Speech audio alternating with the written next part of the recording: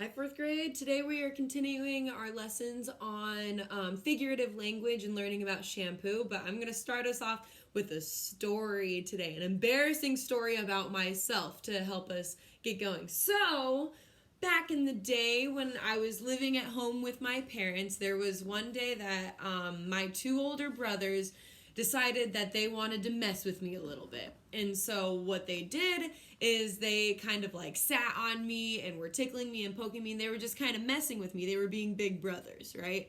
So while this is happening, I am screaming for my mother, and I'm saying, "Mother, mother, save me, help me, you're supposed to love me. Why don't you love me? Do something." And I'm screaming for help. Little did I know, I had my phone in my pocket, and I had accidentally called my soccer coach at the time. And so my soccer coach is listening on the phone to me shouting, "You're supposed to love me, help me, save me." And he's going, are you okay? Is everything fine? What's going on? And he's really confused because he has no idea that I am messing around with my brothers and that I am shouting for help from my mom. And so when I eventually figured out, when I saw my soccer coach next at practice, he said to me, "But aren't you supposed to love me?" Or he started saying the things that I was saying on the phone, and I was so confused. And I eventually figured out what had happened, that I accidentally called him, and I felt like I could have died from embarrassment. I was so embarrassed, I felt like I could have died. That's my quick little embarrassing story, but the reason I bring up the story is because when I just said a minute ago, I felt like I could have died of embarrassment.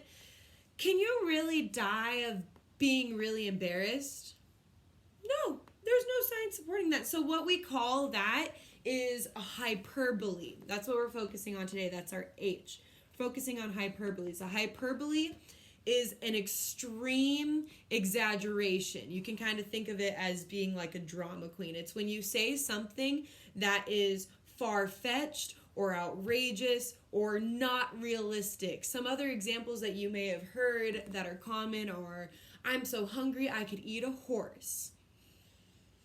You can't actually eat a horse. But what the hyperboles do for us is it kind of exaggerates the situation, and it makes it a little bit more outrageous, and so it makes it a little bit more fun. And so what I have for you guys today is there's an activity that is attached in which you're going to be matching the beginning part of a hyperbole statement with the rest of it. You're going to be matching different words, and then you're going to be coming up with a couple of your own statements. Once you go through that worksheet, I want to challenge you to come up with at least 5 other common over-exaggerated phrases that you've said before in your life or that you've heard. I know for a fact that one hyperbole most of you have probably heard before from your parents is, "I asked you to clean your room 1,000,000 times." Even though your parents may have asked you a lot to clean your room, the chances of them asking you to do it 1,000,000 times is not necessarily realistic. And so it's a fun way to kind of play with words and to just kind of exaggerate and be a little bit over dramatic sometimes. It makes your writing much more fun. One more example that I want you guys to think of is, I know I've said this before, "I have a ton of homework."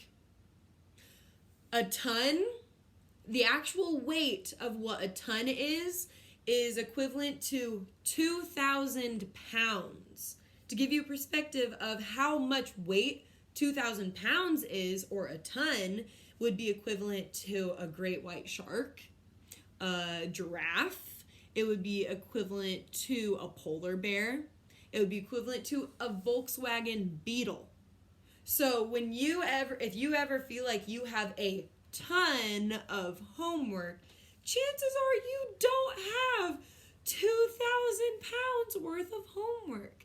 So today we're focusing on hyperboles. I want you to do that worksheet, okay? Fill out that worksheet and then send that to us, and then write down 5 common over-exaggerated phrases that you've said before or that you've heard before. If you need some help, you can ask your parents for some help, or you can look a couple of ideas up online. But today is for you guys to focus on hyperboles, which is just being, you can think of it as just being a complete drama queen.